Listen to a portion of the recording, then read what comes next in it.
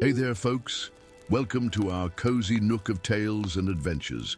Today, like every episode, we're unlocking the doors of imagination to explore new worlds, meet fascinating characters, and experience unique emotions. I promise to take you on an unforgettable journey through the power of words. So get comfy, grab your favorite drink, snuggle into that perfect spot, and get ready to lose yourself in a new story. Leave the outside world behind for a while and dive with me into the depths of storytelling. If you enjoy our content and want to support the channel, consider hitting the subscribe button and giving the video a thumbs up.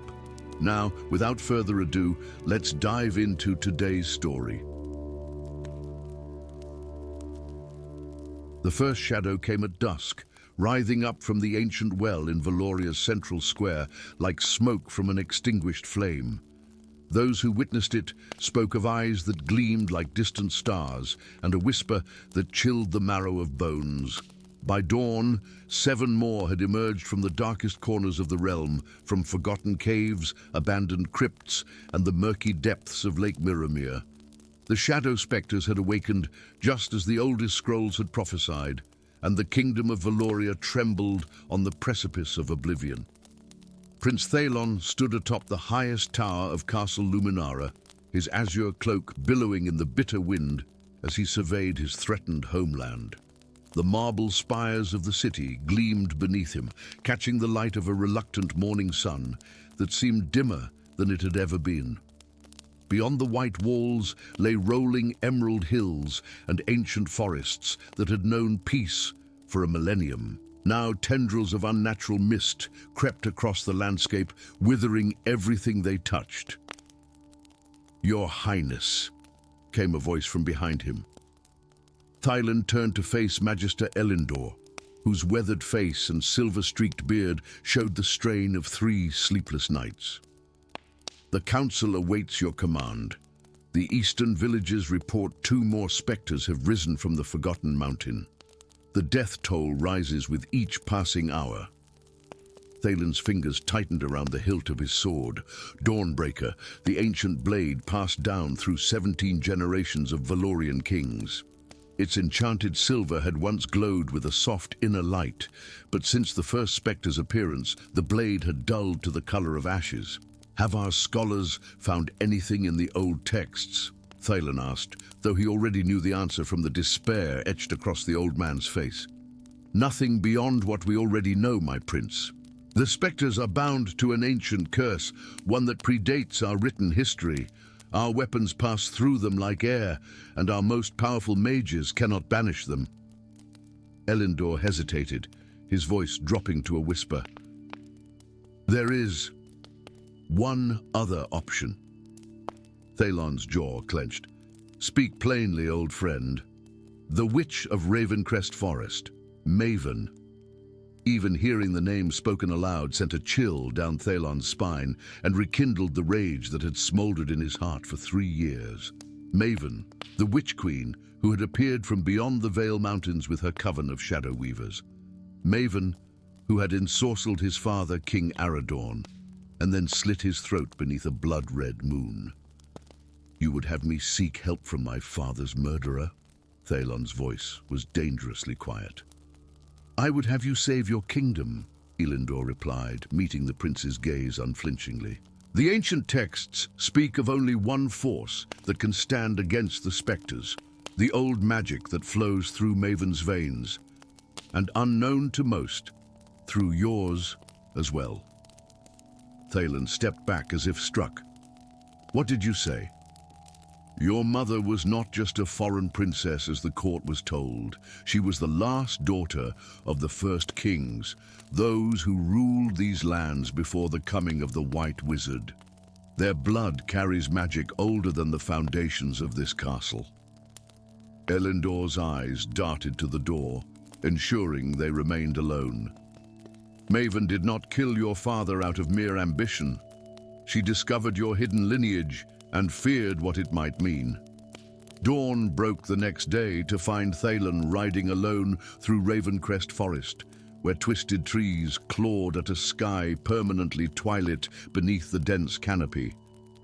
Few dared enter these woods, and fewer still sought the heart of it, where Maven had established her domain after fleeing Valoria. The prince had left behind his royal garments, wearing instead the simple armor of a wandering knight, though Dawnbreaker remained at his side. The witch's sanctuary revealed itself not gradually but suddenly, as if a veil had been lifted from Thalen's eyes. One moment he rode through tangled underbrush, the next he faced a clearing where a tower of black glass spiraled impossibly upward, reflecting no light but somehow gleaming with an inner radiance. "The prodigal prince arrives at last," echoed a voice that seemed to come from the air itself. I wondered how many would have to die before pride gave way to desperation. She appeared from behind the tower, gliding across the ground as if weightless.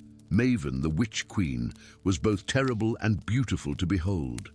Her raven hair cascaded to her waist, interwoven with silver threads that glimmered like captured moonlight. Her eyes held the violet hue of twilight, and her pale skin bore intricate markings that shifted like living shadows.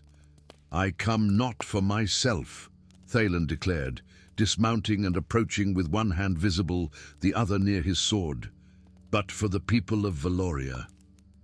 "The people," Maven echoed with a smile that held no warmth. "How noble! And what would you give to save these people?" "Whatever is required," he answered without hesitation. "Even the truth?" Her voice cut like winter wind. "Even knowledge that will shatter everything you believe about your kingdom, your heritage, and the White Wizard who shaped the fate of this realm." Thalen's grip on Dawnbreaker tightened. "Speak plainly, witch. What do you know of the shadow specters?" "I know they are not what you think," she replied, circling him like a predator. "They are not monsters, but messengers, not destroyers, but the last guardians of a truth that Gandalf the White buried beneath a mountain of lies." She paused, studying his face. "You carry his blood, you know, the blood of those who walked these lands long before Gandalf wove his grand deception." "Elendor told me of my mother's lineage," Thalon admitted. "What has this to do with the specters?" Maven laughed, the sound like crystal bells in the still forest air. "Everything. The specters rise from the Forgotten Mountain because the seal weakens. The seal Gandalf placed upon the heart of that ancient peak 1,000 years ago, binding the shadows with a pact written in blood and magic." "What pact?" Thalon demanded. "What could be so terrible that it would be worth sacrificing my kingdom to keep hidden?" "Come," she said simply, extending one slender hand. "I will show you." Against every instinct, Thalon took her hand. The journey to the heart of the Forgotten Mountain took 3 days, during which the unlikely allies traversed lands transformed by the spreading corruption. Villages stood abandoned, their wells and hearths claimed by writhing shadows. The fertile valleys had withered to dust, and creatures touched by the darkness roamed with eyes that reflected no light, only endless void. Throughout their journey, Maven revealed fragments of the truth, each revelation more disturbing than the last. She spoke of how Gandalf had arrived in a time of chaos, when the old powers, those belonging to the lineage of Thalen's mother, were fading. The White Wizard had promised salvation and delivered subjugation, imprisoning the essence of the old world deep within the mountain. "The specters are not enemies," Maven explained, as they climbed the treacherous slopes of the Forgotten Mountain. "They are fragments of the ancient guardians, seeking to warn us that the seal breaks. Gandalf bound not just shadows, but the very soul of this land." "Why would he do such a thing?" Thalen asked, helping her across a ravine where the stone had crumbled to black sand. "Power," she answered simply. "The old magics threatened his vision of order. He could not control them, so he bound them, creating a pact that they would remain sealed as long as his bloodline ruled the kingdoms of men with wisdom and compassion." Thalen stopped abruptly. "My father was a just king. Your father was bewitched long before I arrived, Maven cut in, her eyes flashing. Not by me, but by his own counselors who served interests beyond Valoria's borders. The pact was already fracturing. I killed him not out of malice, but necessity, to trigger the prophecy that would bring you here, to this mountain, at this moment. You murdered him as part of some grand scheme?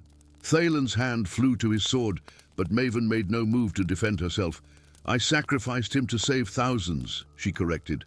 As the last of Gandalf's chosen bloodline, only you can renew the pact, or release what lies within and restore the balance that was lost.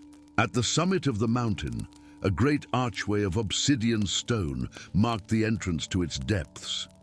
Runes carved along its surface glowed with fading silver light, the last remnants of Gandalf's seal. Beyond lay darkness so profound it seemed to devour the torchlight as they descended. In the heart of the mountain, they found not a cavern, but a vast chamber that seemed to exist between worlds. The walls pulsed with veins of light, and at the center hovered a sphere of pure shadow within which countless stars seemed to swirl. The essence of the old world, Maven whispered reverently. The magic that belonged to all living things before Gandalf claimed it for a chosen few. As if responding to her words, the shadow specters materialized around them, 9 figures of darkness and light, their forms shifting between human and otherworldly. They converged on Thalen, not attacking but surrounding him in a circle of ethereal energy. In that moment, understanding flooded through him like the breaking of a dam. Images cascaded through his mind. Gandalf standing in this very chamber, weaving a spell of binding with 9 willing sacrifices, the original guardians of the old magic. The pact that would seal away the primordial power in exchange for a new order, one where magic would be controlled and measured. He saw generations of kings maintaining the seal without knowing its true purpose, and he saw the slow corruption as the balance tilted too far toward order, strangling the wild magic that had once flowed freely through all living things. The choice is yours, Maven said quietly.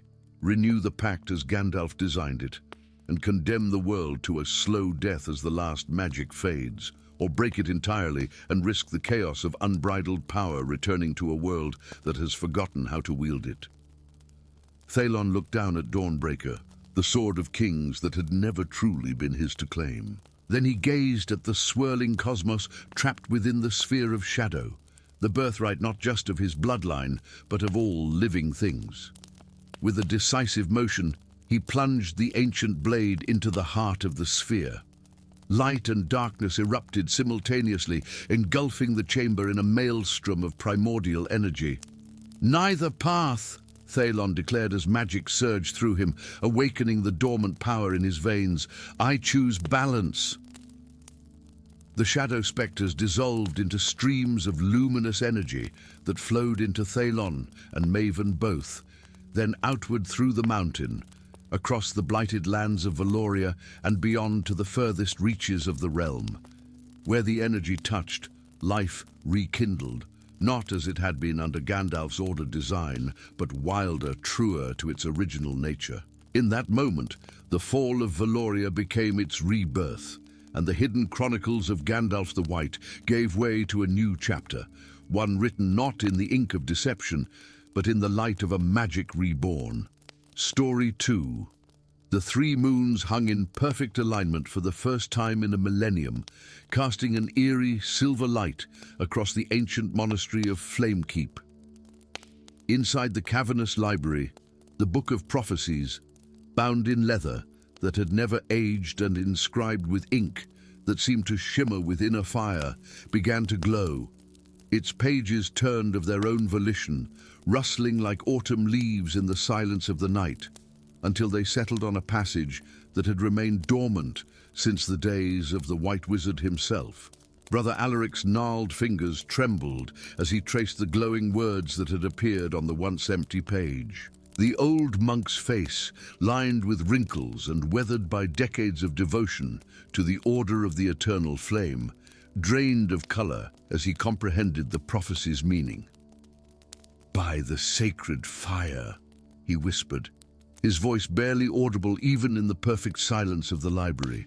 "The primordial serpent stirs in its slumber."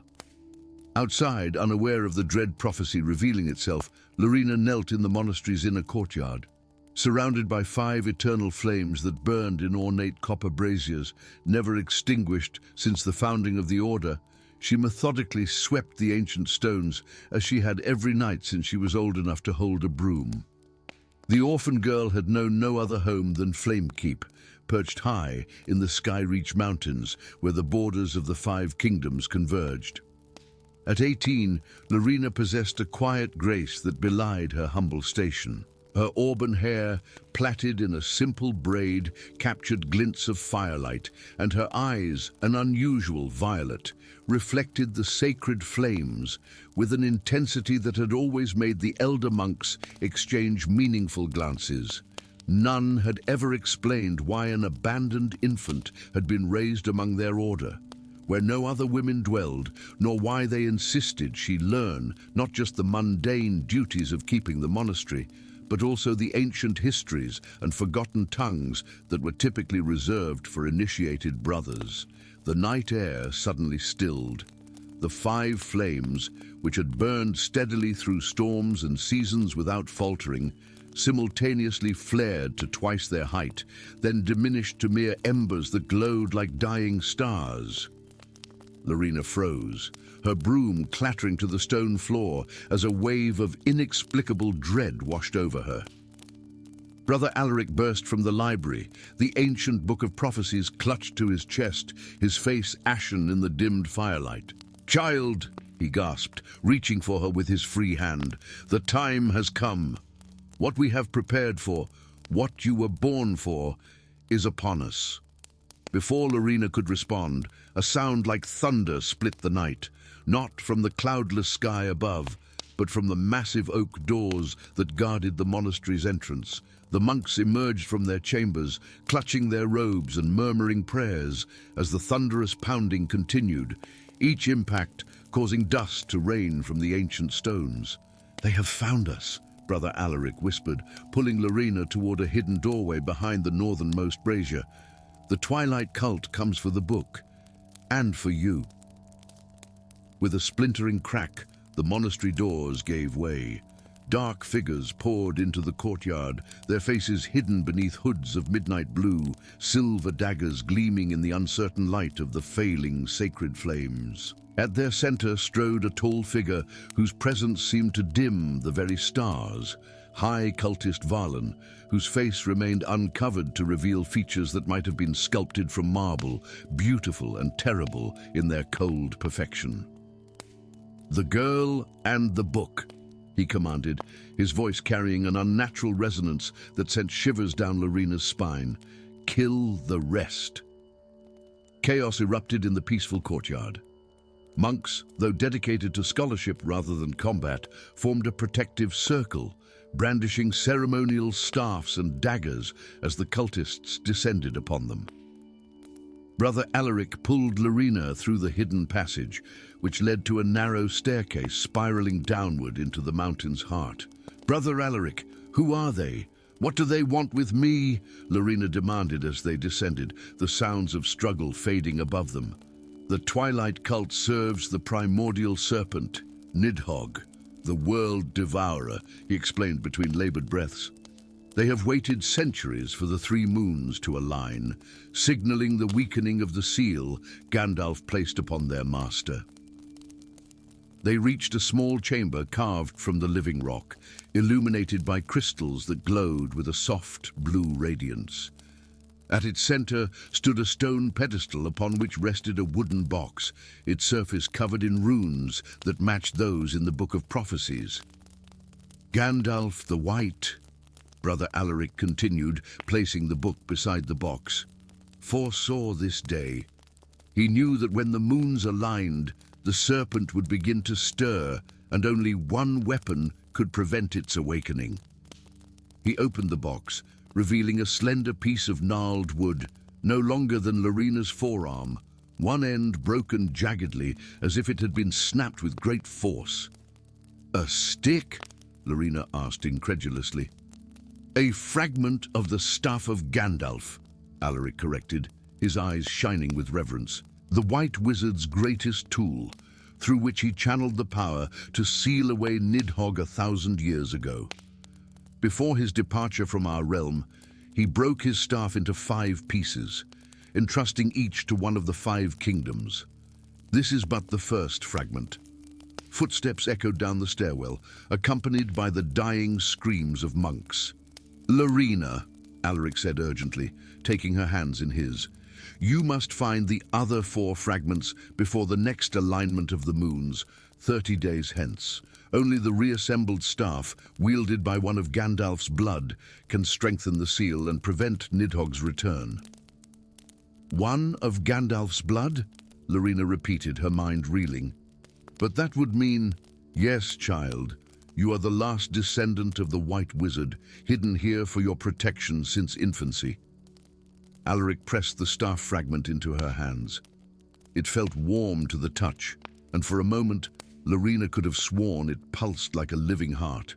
"This passage leads to the eastern slopes. Seek Dracos, the exiled dragon lord in the Cindermere wastes. He alone can help you find the remaining fragments." "Dracos? But the histories say he was Gandalf's enemy, a tyrant who commanded dragons to burn entire kingdoms." "History is written by the victorious," Alaric said with a sad smile. "And not all of Gandalf's choices were as pure as the legends claim. Now go." He pushed her through a concealed door and turned to face the approaching cultists, the book of prophecies clutched to his chest. The last Lorena saw of the only father she had ever known was his silhouette, proud and defiant, as the door sealed shut between them. The journey through the eastern tunnels was a blur of tears and darkness, until Lorena emerged onto a narrow ledge overlooking a dizzying drop to the forested valleys below.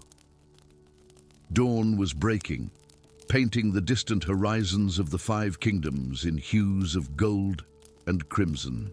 To the north lay Frostholm, its ice-capped mountains gleaming like polished silver. Eastward spread the endless green canopy of Verdantia. The southern deserts of Solaris shimmered with heat even at this early hour, while westward the dark forests of Umbria brooded beneath perpetual mist. And at the center, where all kingdoms converged, the blasted wasteland of Cindermere, once the heart of a mighty empire before Gandalf's final battle with Dracos, had reduced it to ash. Clutching the staff fragment, Lorena began her descent, each step taking her further from the only home she had known and deeper into a destiny she had never imagined. The fragment seemed to grow lighter in her grasp, almost pulling her toward the distant wastes where her unlikely ally awaited. 3 days of treacherous travel brought Lorena to the edge of Cindermere. The wasteland lived up to its grim reputation, a sea of grey ash broken only by the skeletal remains of what might once have been mighty cities, now reduced to blackened stone and twisted metal. The air itself tasted of ancient fire, and no birds sang in this realm of desolation. It was here, picking her way through the ruins of what might once have been a grand boulevard, that Lorena first sensed she was being watched. She whirled, the staff fragment raised defensively, to find herself staring into eyes of molten gold, set in a face that was both human and something other. The man, if man he was, stood nearly 7 feet tall, his skin the color of burnished bronze, scaled in places like the hide of a reptile. A mane of midnight hair fell to his shoulders, and when he smiled, his teeth gleamed unnaturally sharp. "The last child of Gandalf comes at last," he rumbled, his voice like distant thunder. "I have awaited you for a very long time, Lorena Flameheart. Your Dracos?" And as she managed, her voice barely a whisper. "Once Lord of Dragons, now Lord of Nothing," he confirmed with a sardonic bow. "Exiled to this wasteland by your illustrious ancestor after he shattered both my kingdom and his staff." His golden gaze fixed on the fragment in her hand. "I see you bring a piece of the very weapon that undid me. Have you come to finish what Gandalf started, little flame? I've come because the primordial serpent stirs, Lorena replied, gathering her courage. Brother Alaric said you could help me find the remaining fragments of the staff. Dracos's expression shifted, the mockery giving way to something darker. Nidhogg wakes. Then the alignment has begun. He looked skyward, where the three moons remained visible even in daylight, their perfect formation an ominous reminder of the prophecy. And what makes you think I would help strengthen the seal that keeps an ancient power chained? Because if Nidhogg breaks free, there will be nothing left to rule. Not for you, not for anyone, Lorena answered, meeting his inhuman gaze steadily. Help me find the fragments, and perhaps we can negotiate a different future than the one Gandalf designed. A long moment passed as dragon gold eyes stared into violet. Then Dracos threw back his head and laughed, the sound echoing across the desolate landscape and causing ash to swirl around them like grey snow. Oh, you are his blood indeed, that same arrogant certainty. He extended one scaled hand. Very well, last daughter of my oldest enemy. I will help you gather the fragments of Gandalf's staff. But know this, the Twilight Cult is not the only danger you face. The leader of their order, High Cultist Valen, shares your bloodline. He is your brother, hidden away at birth and raised in shadow as you were raised in light. Lorena's world tilted at this revelation, but before she could process it, a distant roar split the ashen sky. Dracos grinned, revealing too many teeth. That would be the cultists, riding wyverns to track you. Shall we give them a proper greeting? He closed his eyes, and for a moment his form seemed to shimmer like heat over desert sands. When he spoke again, his voice had changed, taking on a resonance that Lorena felt in her very bones. Or perhaps we should show them what a true dragon can do. As Lorena watched in awe, Dracos's form began to change, expanding and transforming until a massive dragon stood before her, scales gleaming like polished bronze in the sunlight, wings unfurling to blot out the sky. He lowered his serpentine neck, bringing his massive head to her level. The journey to collect the fragments will be perilous, Flameheart, he rumbled, smoke curling from his nostrils. The first lies in Frostholm, guarded by creatures of living ice. The second in Verdantia, hidden within the heart of a tree older than time itself. The third in Solaris, beneath the shifting sands of the eternal desert. And the fourth in Umbria, where shadows have substance and nightmares walk in daylight. His massive eye, a swirling pool of golden fire, fixed on her with surprising gentleness. Are you prepared to face such trials? Lorena looked up at the aligned moons, then at the staff fragment that now glowed with inner fire in her grasp. She thought of Brother Alaric and the monastery that had been her home, likely reduced to ashes as Cindermere had been centuries before. Finally, she thought of the brother she had never known, raised in darkness while she dwelled in light. I am ready, she said, climbing onto Dracos's offered foreclaw. As she settled between his massive shoulder blades, the Dragon Lord spread his wings wider, gathering himself for flight. Then let us rewrite the ending of Gandalf's tale, Dracos roared, as he launched into the sky, bearing the last hope of the 5 kingdoms on his back and into legend. Story 3. The first crystal dimmed on the longest night of winter, its ethereal blue light flickering like a dying star before fading to a dull, milky hue. In the throne room of Frostholm's great ice palace, the nobles gasped as one, their breath forming clouds in the suddenly colder air. 3 crystalline crowns adorned the chamber's alcoves, each housing one of the sacred crystals that had maintained the ancient magic of the realm for a millennium. Now only 2 still glowed with inner fire, their light refracting through the translucent walls of the palace, casting prismatic patterns across faces gone pale with dread. Queen Isolde of the Ice-Forged dynasty rose from her throne, a magnificent seat carved from a single massive glacier, inlaid with sapphires and diamonds that seemed to capture the very essence of frost. Her white gold hair cascaded down her back like a frozen waterfall, and her eyes, the color of ice seen at great depths, surveyed the panicked court with practiced calm. "Silence," she commanded, and the word itself seemed to crystallize in the air. "This is no cause for hysteria. The cycle renews. The crystal shall be rekindled." But even as she spoke, doubt crept like frost across her perfect features. The ancient text spoke of no cycle, no renewal. Once a sacred crystal dimmed, legend said it would remain so until the end of days, or until the true heir to Frostholm reclaimed their birthright. Beyond the palace walls, beyond the gleaming spires of the capital city with its buildings of sculpted ice and snow, the news traveled with the biting winter wind. In taverns carved from ancient glaciers, where fires burned in hearths of enchanted blue stone that never melted, travelers whispered of ill omens. In the outskirts, where the endless frozen forests began, rangers reported stirrings among creatures long dormant, ice wolves emerging from caves with eyes like frozen moons, and the distant roars of frost giants awakening from centuries of slumber. Deep in those same forests, Lyra Frostwhisper paused in her tracking, her keen ears catching the unnatural silence that had fallen over the ancient pines.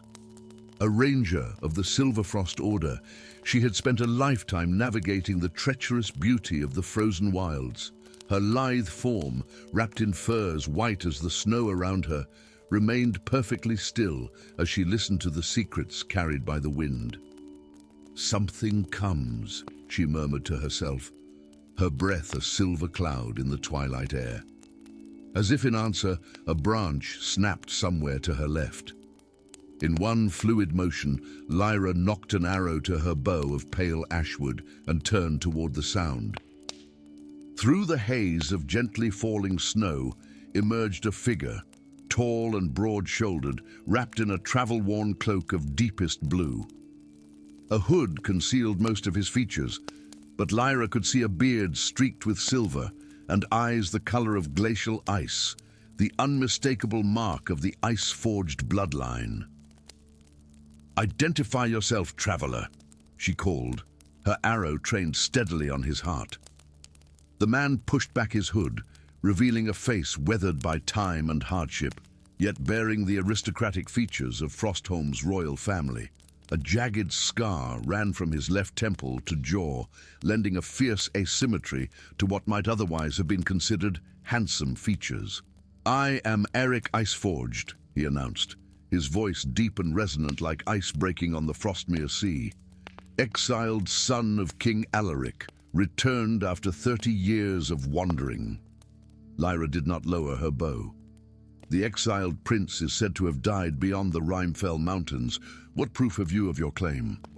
A sad smile played across Eric's lips. He reached within his cloak and withdrew an object wrapped in silk, the color of midnight. As the fabric fell away, Lyra found herself lowering her weapon despite her caution.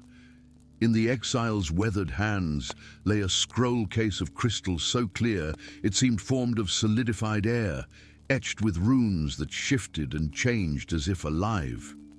Within, a parchment yellowed with age could be glimpsed. "The scroll of Gandalf," she whispered, awe overcoming suspicion. "It was thought lost when Prince Eirik was banished." "Not lost," Eirik corrected, "but hidden until the first crystal dimmed. That event has come to pass, has it not? I felt the change in the very marrow of my bones, even from beyond the howling wastes." Lyra nodded slowly. 3 days passed. "The court insists it is a temporary waning, but—" "They lie to themselves," Eric interrupted grimly, "as the Iceforged have lied for generations. The crystal dims because the magic of Frostholm fades, and it fades because the throne is occupied by those without the true right to rule." "Treason to speak thus," Lyra warned, though she made no move to silence or apprehend him. truth, Ranger. A truth revealed to me by Gandalf himself before his departure from these lands. Eric held up the crystal case, the scroll within seeming to pulse with its own inner light. The White Wizard entrusted this to me as he placed me on the path of exile. When the first crystal dims, he told me, return to Frostholm, for the time of revelation will be at hand. That time has come. A distant howl pierced the silence of the forest, followed by another, then a chorus that raised the hair on Lyra's neck, not wolves nor any natural creature of the woods. Ice wraiths, she breathed. They haven't ventured this close to the settlements in living memory. The dimming of the crystal weakens more than just the magic of warmth and growth, Eric said grimly. It weakens the seals that bind the ancient horrors beneath the Ice Palace, horrors that the first sacred crystals were created to contain. What horrors? Lyra demanded, suddenly aware of the dropping temperature, the way frost now crept up the trunks of nearby pines with unnatural speed. The frost fiends, entities of pure cold that existed before the coming of men or elves to these lands, Eric explained, his eyes scanning the darkening forest. Beings so ancient they remember when the sun was young. The legends speak half-truths. The crystals do not merely warm our realm and allow us to shape ice to our will. They form a prison for that which would consume all warmth, all life. Another chorus of howls, closer now. Lyra's ranger instincts screamed danger. We cannot linger, she decided. My cabin lies 2 leagues hence. We can shelter there, and you can explain why Gandalf's scroll brings you back at this hour of need. They traveled in tense silence, moving swiftly through the gathering darkness as the forest grew increasingly hostile around them. Ice formed in patterns that resembled grasping hands, and more than once, Lyra was certain she glimpsed pale forms flitting between the trees, keeping pace with their desperate journey. Lyra's cabin proved to be a sturdy structure of stone and timber, nestled against the face of a small cliff that sheltered it from the worst of the northern gales. Inside, she quickly kindled a fire in the hearth, not of ordinary wood, but of crystals similar to the sacred ones, though much smaller. They burned with a blue-white flame that gave off heat without consuming its source. As the warmth drove back the unnatural chill that had followed them through the forest, Eirik carefully placed Gandalf's scroll case upon a table of polished frostwood. With reverent hands, he opened the case and withdrew the ancient parchment within. For 30 years I have carried this, never breaking the seal as Gandalf commanded, he said softly. It was to be opened only in the presence of one who bears the mark of the first frost, a birthmark in the shape of a snowflake. Lyra's hand unconsciously rose to her left shoulder, where beneath her layers of clothing lay exactly such a mark, a perfect crystalline pattern that had branded her as different since birth, a mark that had led to her abandonment at the gates of the Ranger's Lodge as an infant. How did you know? She whispered. I didn't, Eric admitted, but Gandalf did. A ranger with the mark will cross your path when the crystal dims, he told me. Trust in this meeting, for it is no chance.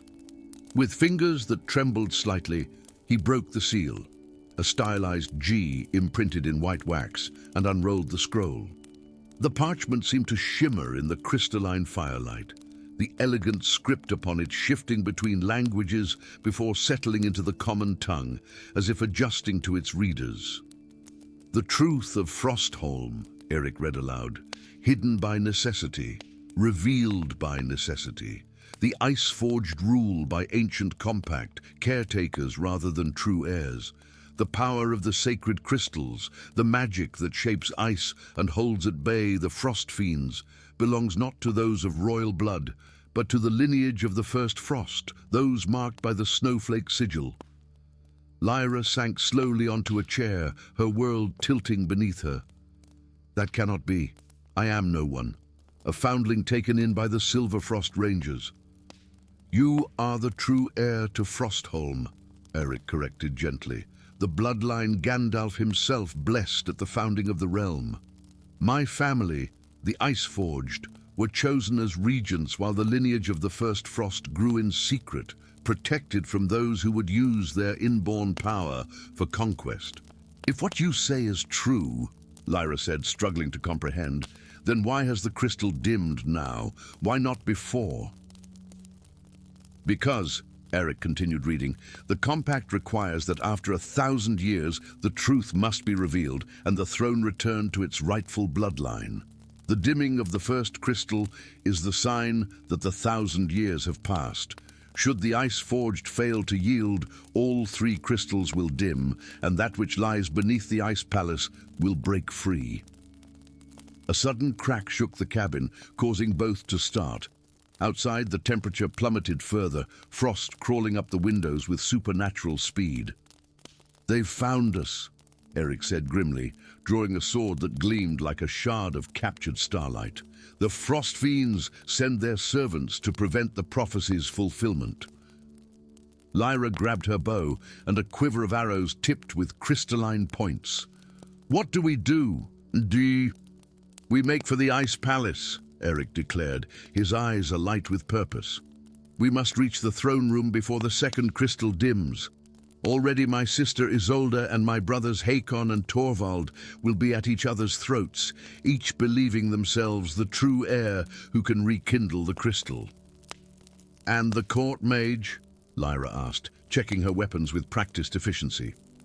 "Magister Thorn is said to be powerful beyond measure." "Thorn serves the throne, not the ruler," Eric said with surprising confidence. "He knows the truth, likely better than I. He will recognize the mark of the first frost." As they prepared to venture back into the night, now alive with the sounds of unearthly hunters, Eric paused, fixing Lyra with a solemn gaze. "You must be prepared," he warned. "If we succeed, if you claim your birthright, the power that flows into you will be unlike anything you have known. The ability to command ice and snow, to speak with the ancient spirits of Frostholm, to reforge the sacred crystals with your will alone." Lyra squared her shoulders, her ranger's pragmatism asserting itself through the shock. "First, we must survive the journey.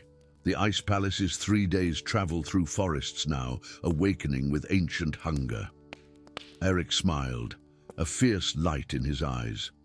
"Then we shall give them reason to remember why the heirs of the first frost were so feared that they had to be hidden away." He held out his hand. "Together, Lyra Frostwhisper, true queen of Frostholm." Lyra clasped his offered hand, feeling a strange power surge between them, as if the very magic of the realm recognized this moment, this alliance. "Together," she agreed as the second sacred crystal, leagues away in the Ice Palace, began to dim. Story 4. The great loom creaked and groaned like a living thing, its massive wooden frame stretching from floor to vaulted ceiling in the cavernous chamber of threads. Countless filaments of fate, some gossamer thin, others robust as rope, stretched across its breadth, weaving the tapestry of mortal lives. Silver threads for common folk, copper for those of note, iron for warriors, and midnight blue for those touched by sorrow. For 1,000 years, the Guild of Weavers had maintained this ancient device, their nimble fingers plucking and arranging the threads of destiny with careful precision.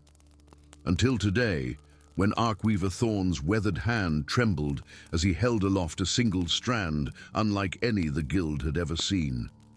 "Pure gold," he whispered, his voice echoing in the suddenly silent chamber. The 24 master weavers gathered around him stared in disbelief at the thread that gleamed with its own inner light, pulsing like a captured sunbeam. "In all our histories, no such thread has ever appeared upon the loom." Elysia, youngest of the apprentices, pressed herself against a shadowed pillar, observing from a distance she shouldn't have dared. Apprentices were forbidden from witnessing the Archweaver's inspections, but Elysia had never been one for rules, especially when her visions led her elsewhere. Since childhood, she had glimpsed fragments of what was to come, trivial moments most times, but occasionally images of great import. Last night's vision had drawn her here with an urgency she couldn't ignore. "The tapestry ripples around it," observed Weaver Moira, her silver-streaked hair gleaming in the ethereal light of the countless destiny threads. "See how it distorts the pattern for leagues in every direction." Indeed, the masterwork tapestry, which normally flowed in elegant harmony, now bunched and warped around the golden thread, as if the fabric of reality itself rejected this foreign element. "It must be removed," declared Weaver Khan, reaching for his shears of night-forged steel. "Wait!" Thorn's command cracked like thunder. "We know nothing of this thread's significance. Cutting it blindly could unravel more than we intend." His ancient eyes, clouded with cataracts yet seeing more than most, scanned the assembled masters. "We must locate the mortal to whom this thread belongs and determine its meaning." From her hiding place, Elysia pressed a hand to her lips, suppressing a gasp as another vision washed over her. A village nestled between ancient forest and slumbering mountains, a forge glowing with unnatural fire, and a man with eyes that shifted like molten metal. The vision faded, leaving behind a certainty that coiled in her chest like a serpent. She knew where the golden thread led. Dawn broke over the eastern mountains as Elysia slipped through the guild's silver gates, a pack slung over her shoulder. Her midnight blue cloak, the mark of an apprentice weaver, had been abandoned in her quarters, replaced by the simple brown garb of a traveling merchant. The Arc Weaver had selected Weaver Khan to seek out the bearer of the golden thread, but Elysia's vision had shown her a different path, one where Khan's involvement led to blood and fire. The village of Oakenrest lay 7 days' journey from the guild's towered sanctuary, nestled in a valley where the great forest gave way to the foothills of the Dragon-Tooth Mountains. By the 5th day, the well-maintained roads of the Central Kingdoms had deteriorated to little more than dirt tracks winding through increasingly wild terrain. Elysia passed fewer travelers, and those she encountered eyed her with suspicion, hands never straying far from concealed weapons. On the afternoon of the 7th day, she crested a hill to find Oakenrest spread before her, exactly as her vision had revealed. Stone cottages with thatched roofs clustered around a village square, smoke rising from chimneys in lazy spirals. Beyond the village, a solitary structure stood apart, a smithy, its forge fire visible even at this distance as an unnaturally bright glow. Elysia's heart quickened. The bearer of the golden thread was near. The village square bustled with activity despite the lateness of the hour. Farmers haggled over the price of autumn wheat. Children darted between market stalls, and village elders gathered around the central well, their voices a low murmur beneath the general din. No one paid particular attention to Elysia as she wove through the crowd, her eyes fixed on the distant smithy. As she approached the lone building, the sound of rhythmic hammering grew louder, punctuated by an occasional hiss as hot metal met cooling water. Heat radiated from the open doorway, carrying with it the scent of coal, iron, and something else, something ancient and powerful that made the hair on Elysia's arms stand on end. The blacksmith worked with his back to the door, his broad shoulders flexing beneath a simple linen shirt as he brought his hammer down upon glowing metal. He was younger than Elysia had expected, perhaps no more than 25 summers, with hair the color of burnished copper tied back from a face that, when he finally turned at her footsteps, revealed features of striking symmetry. "Can I help you?" he asked, his voice deeper than the mountain roots.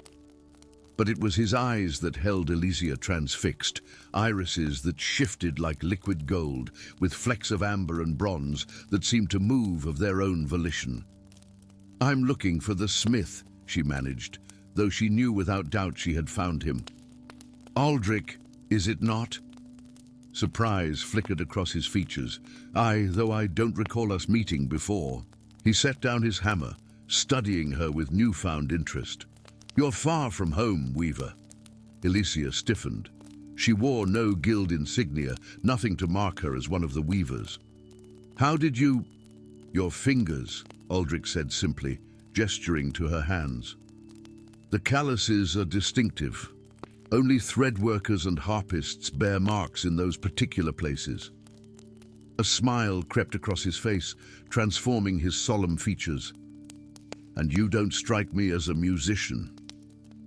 Before Elysia could respond, a tremor ran through the ground beneath them, subtle at first, then violent enough to rattle the tools hanging on the smithy walls. Outside, shouts of alarm rose from the village. Aldrich's expression darkened. That's the third tremor this week. He moved past her to the doorway, scanning the horizon with those unsettling eyes. They grow stronger each time. When did they begin? Elysia asked, though she already suspected the answer. 5 days ago, he replied. The night a strange dream woke me, a dream of threads stretching across the sky, and one of them, bright as the sun, connecting to my own heart. He turned back to her, wariness replacing his earlier warmth. But you knew that already, didn't you? That's why you're here. Elysia reached into her pack and withdrew a small wooden box inlaid with silver.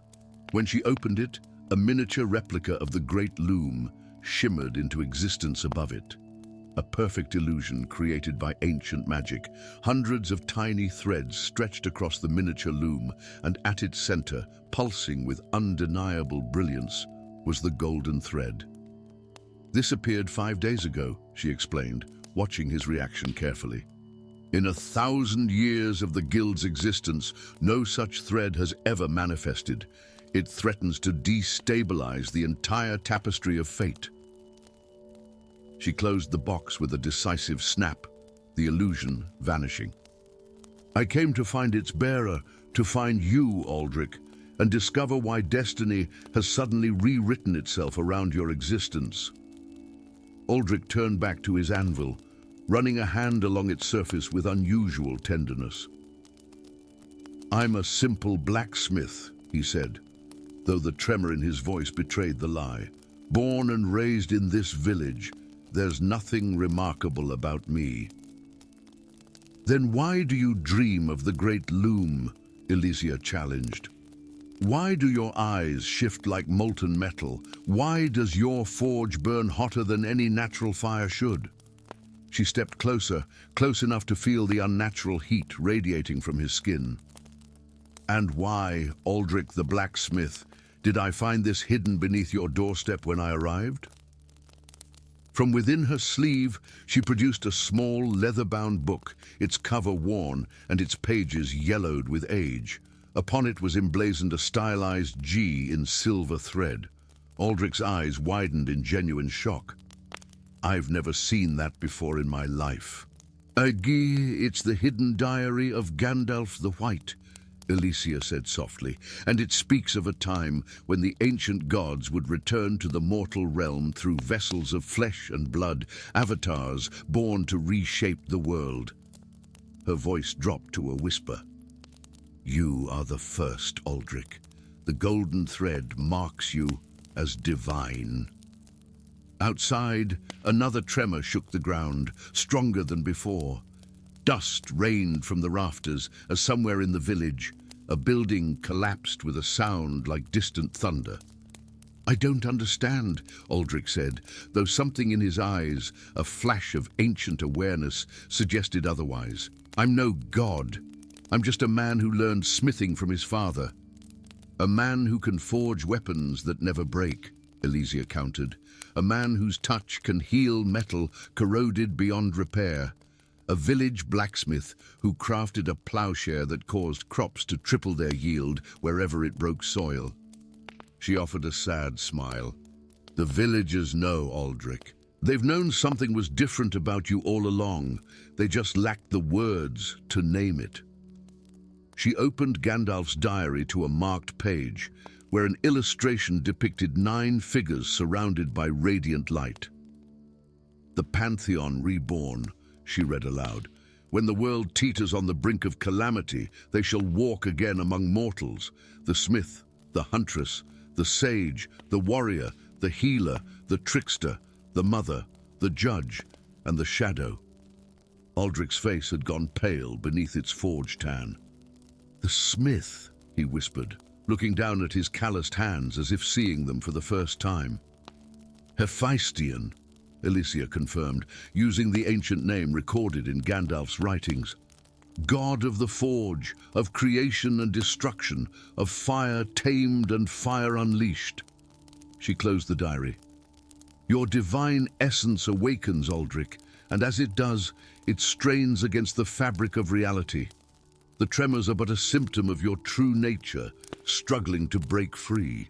Another quake rocked the smithy, this one sustained and violent enough to crack the stone floor beneath them. Through the open doorway, Elysia could see villagers fleeing toward the hills, their faces masks of terror as the ground continued to convulse. "How do I stop it?" Aldrich demanded, genuine anguish in his voice. "These are my people, my friends. I would not bring destruction upon them." "You must come with me to the guild," Elysia urged.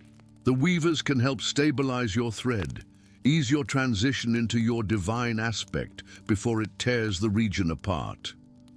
Aldrich studied her face, those unsettling eyes seeming to peer into her very soul. "There's more you're not telling me," he said. "Not a question, but a certainty." Elysia hesitated, then nodded. "Gandalf's diary speaks of balance. The gods return not individually, but in concert, their powers held in check by one another. If you are indeed Hephaestion reborn, then the others cannot be far behind." She swallowed hard. "And not all of the returning pantheon wish well for the mortal realm. Some would see it burned to ash and remade in their image." "And how do you know which ones wish destruction?" Aldrich asked, his gaze never wavering from her face.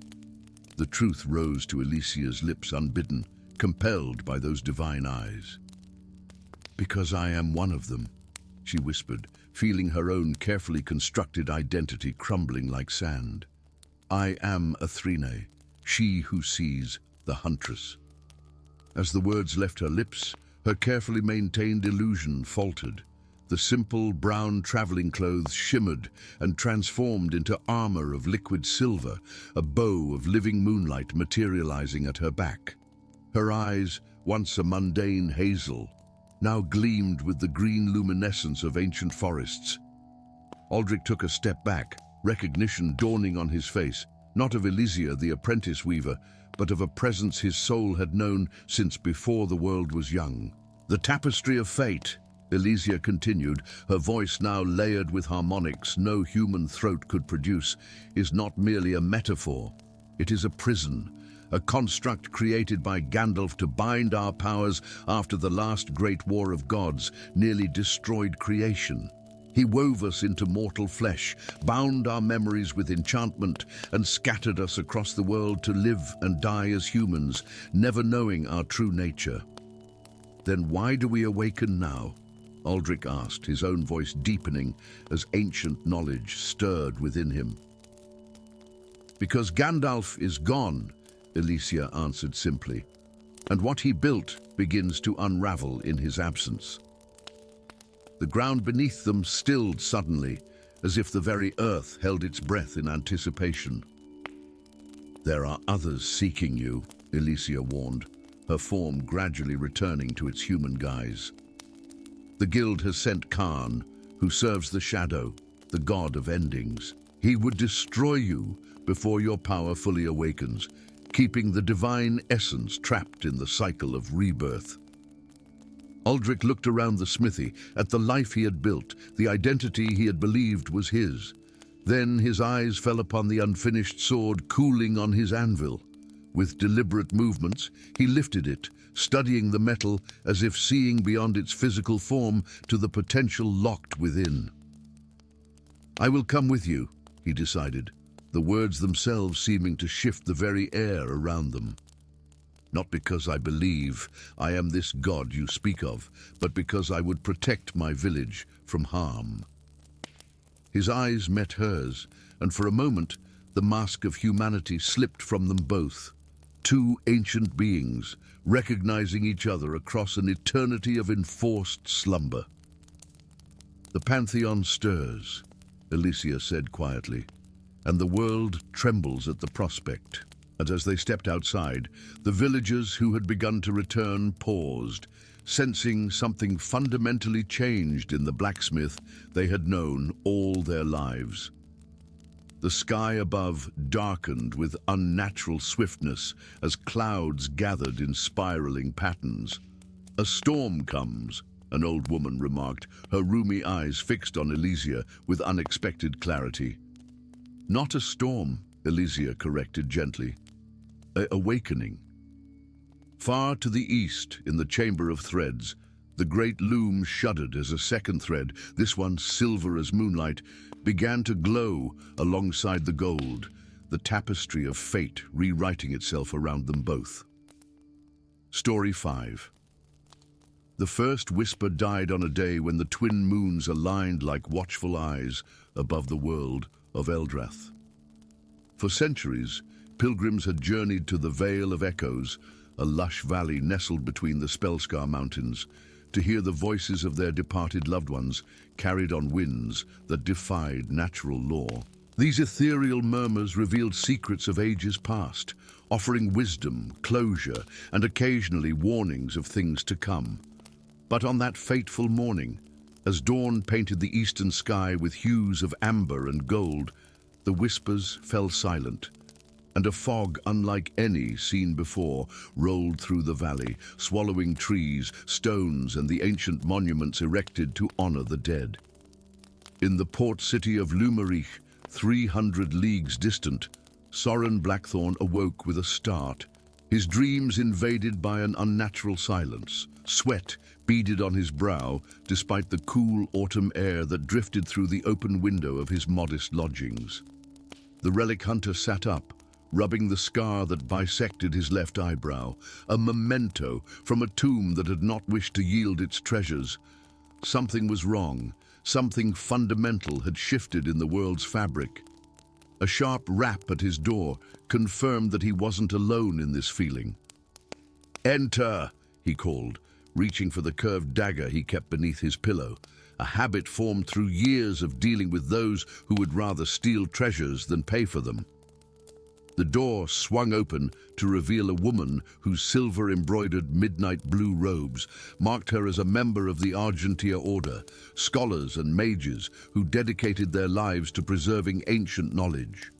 Her face, framed by hair white as fresh snow despite her apparent youth, bore the stern expression of one unaccustomed to being kept waiting. "Soren Blackthorn," she stated rather than asked.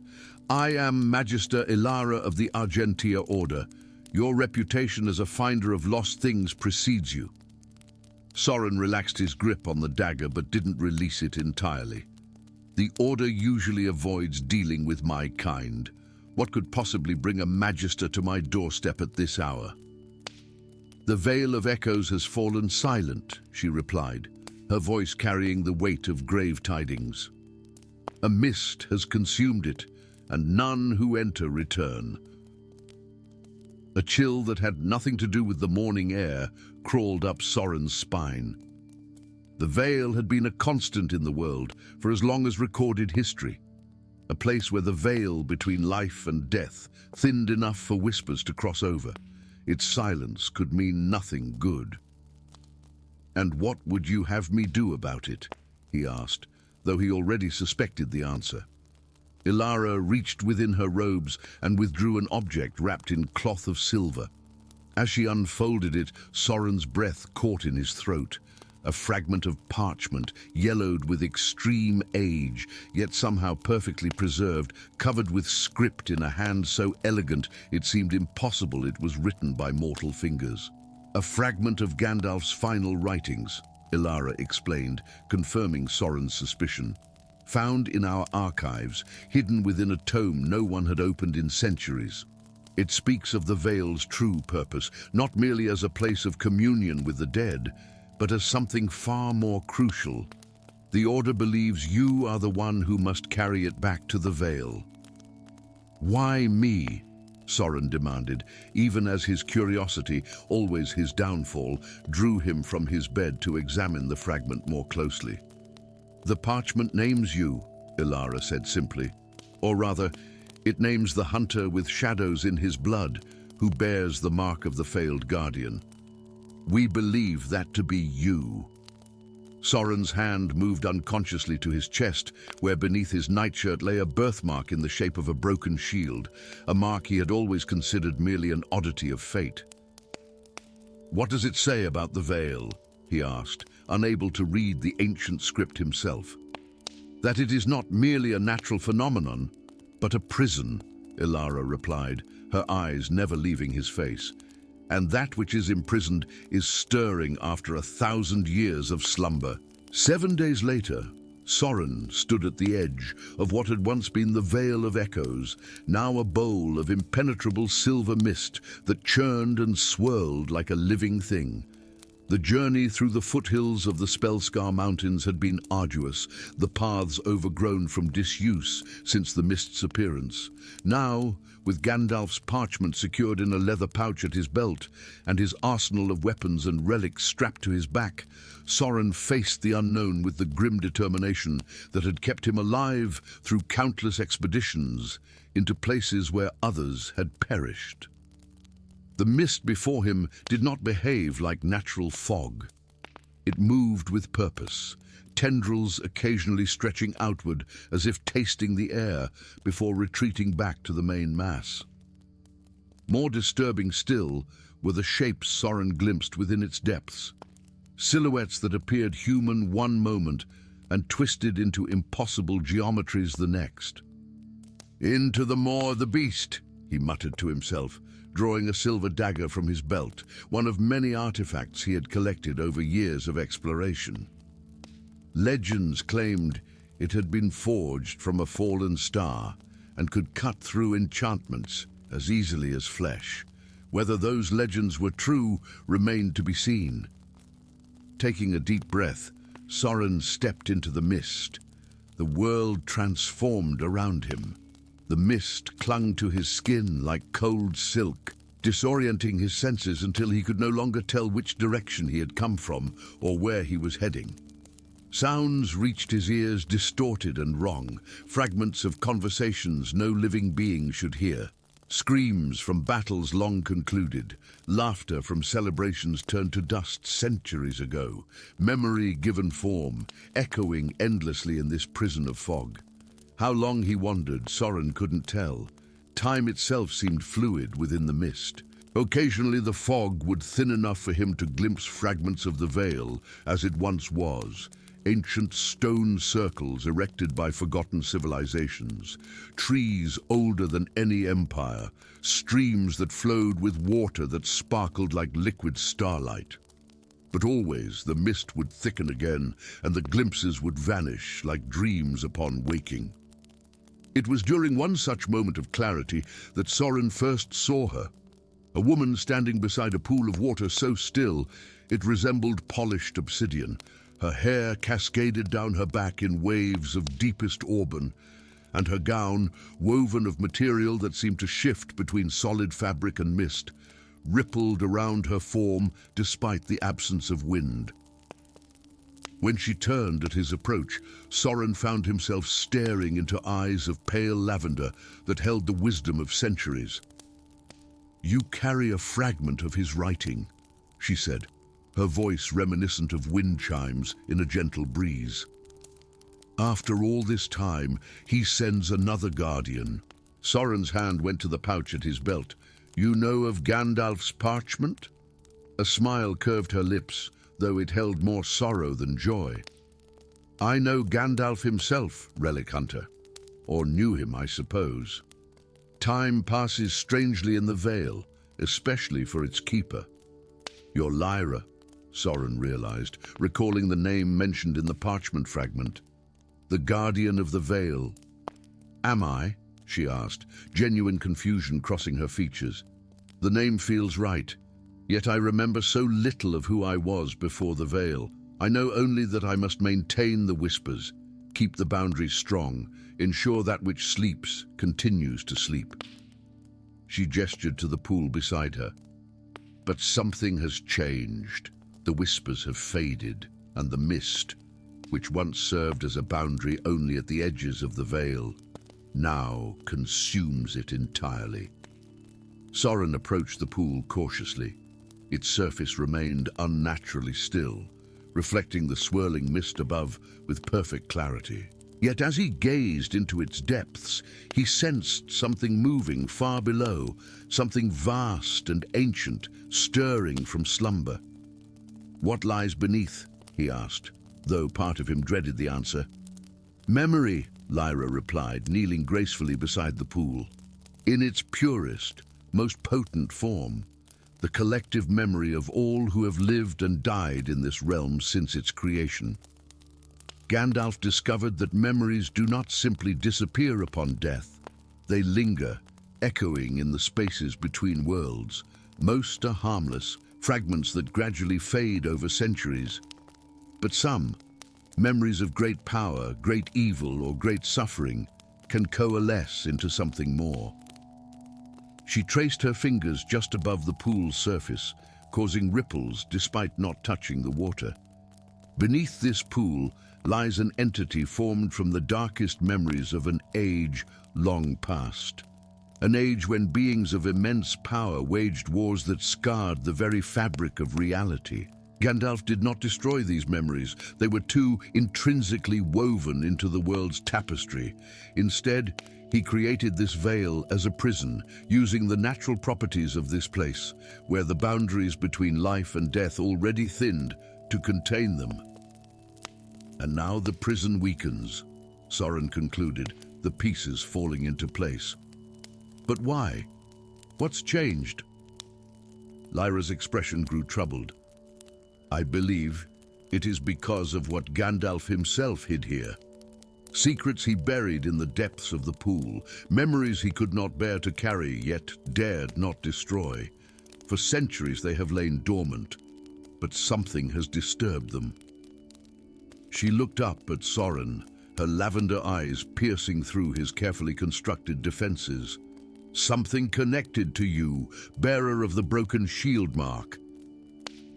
Before Soren could respond, the mist around them thickened suddenly, coalescing into shapes that approximated human form. Unlike the indistinct silhouettes he had glimpsed earlier, these figures possessed an unsettling solidity. Men and women dressed in garments from different eras, their faces eerily detailed save for their eyes, which were empty voids that leaked tendrils of mist. "Memory wraiths," Lyra whispered, rising to her feet with fluid grace. "Fragments of those who died with unfinished business, drawn to the power awakening below. They hunger for the life force of the living, seeking to make themselves whole again." The wraiths advanced in uncanny silence, their movements jerky yet purposeful. Soren drew his silver dagger in one hand and an amulet of bronze and obsidian in the other, a relic said to ward against spirits of the restless dead. "Will these work against them?" he asked, backing toward Lyra as the circle of wraiths tightened around them. "Against their current form, perhaps," she conceded, "but they are merely symptoms of the greater awakening. As that which lies beneath stirs further, they will grow stronger, more numerous, until the mist consumes everything beyond the veil as well." The nearest wraith lunged with unnatural speed. Soren's dagger slashed through its misty form, causing it to dissipate with a sound like a distant scream. But almost immediately, the mist began to reform, gathering itself for another attack. "We cannot fight them all," Lyra declared, grabbing Soren's arm. "The answers we seek lie beneath. We must descend into the pool." "Into that?" Soren gestured incredulously at the obsidian dark water. "With whatever ancient horror is awakening down there?" A sad smile crossed Lyra's face. "I've guarded this prison for centuries, without knowing why or what I guard against. Perhaps it's time I remembered." She extended her hand. "Come, bearer of the broken shield. Let us discover what connection binds us to this place and to each other." Indeed, as the memory wraiths closed in from all sides, Soren made his decision. Taking Lyra's hand, he plunged with her into the fathomless pool. They did not experience wetness or the need to breathe.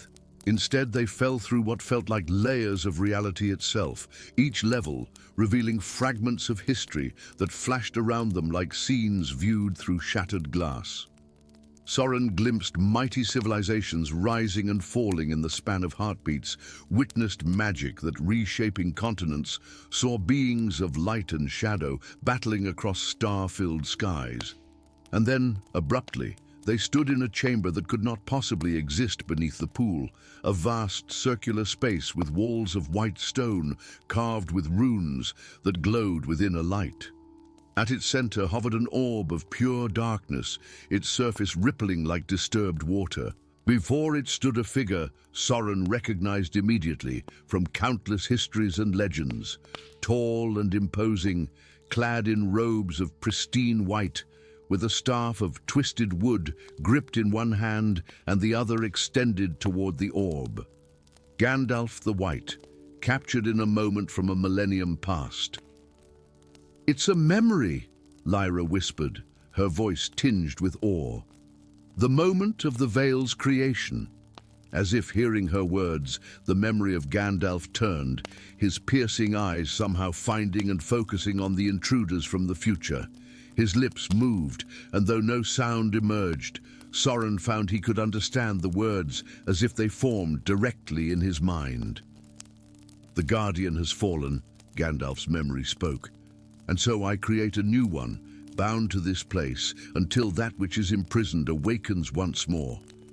Forgive me, Lyra, for the memories I take from you, the knowledge of who you were, of our shared past, of the role you played in binding the Memory Eater. It is a burden too heavy for even your immortal shoulders to bear for the centuries of your vigil." The scene shifted, revealing a younger Lyra lying unconscious on a stone altar, while Gandalf performed some complex ritual over her still form. Beside her lay a warrior in armor of silver and blue, a terrible wound visible in his chest, directly over a birthmark in the shape of a shield. "And forgive me, Soren, sentinel of the ancient bloodline, for I cannot save your mortal form, but your spirit, your essence. These I preserve, to be reborn when the Vale has need of its defender once more. The mark you bear will carry through your future incarnations, a sign of your destiny when the time comes." The revelation struck Soren like a physical blow. He was not merely named in Gandalf's writings, he was a reincarnation of the Vale's original defender, reborn as prophecy demanded. The memory continued, showing Gandalf approaching the orb of darkness, his expression grave as he pressed his hands against its surface. "Most of all, forgive me for what I now add to your burden," the White Wizard intoned. "My own memories of the Void Wars, of magics too terrible to exist yet too essential to be destroyed, knowledge that in the wrong hands could unmake reality itself. I entrust them to your keeping, sealed away with that which you already contain." With those words, Gandalf thrust his hands fully into the orb, his face contorting in agony as tendrils of darkness wound up his arms, extracting glowing strands of memory from his mind before retreating into the sphere once more. The scene dissolved around them, returning Soren and Lyra to the physical chamber beneath the pool, now all too real, with the orb of darkness pulsing before them like a malevolent heart. Cracks of silver light spreading across its surface. "The seal breaks," Lyra said, newfound understanding dawning in her eyes, not just because of time's passage, but because Gandalf is truly gone from this world. His departure has destabilized the magics he wove. "What happens if the Memory Eater escapes?" Soren asked, though he suspected he already knew the answer. "It will consume all memories, not just those of the dead, but of the living as well. History, identity, knowledge, all will be devoured until nothing remains but an empty world, populated by hollow shells." Lyra's gaze hardened with determination. "We must reinforce the seal." "How? We don't have Gandalf's power." "No," she agreed, "but we have what he left us." She took Soren's hands in hers. "I am the immortal guardian, you the reborn defender. Together, perhaps we can complete what he began." As their hands joined, the fragment of parchment at Soren's belt began to glow with blinding intensity. Words written in light appeared in the air before them. The completion of the text Soren had carried revealed now that it had returned to its proper place. Together, they spoke the words of binding, ancient syllables that seemed to reshape reality around them. The orb's fractures slowly sealed, its violent pulsing subsiding to a gentle rhythm. The mist throughout the vale began to recede, withdrawing from the ancient stones and trees, returning to its proper place as a boundary rather than a shroud. And from the pool above, the first whisper in weeks emerged, not the voice of some long-dead ancestor, but Gandalf's own. The Vale stands renewed, its guardians awakened to their true purpose. But beware, what was hidden can never truly be forgotten. I leave to you the choice I could not make, to maintain the prison until the end of days, or to find a way to cleanse that which lies within, freeing the Vale from its eternal burden. As dawn broke over the Vale of Echoes once more, the whispers of the dead returned, softer now, more selective in their revelations. And beside the obsidian pool stood two figures hand in hand, contemplating the path that stretched before them, guardians of memory, keepers of secrets, and perhaps someday healers of ancient wounds that even Gandalf the White could not mend.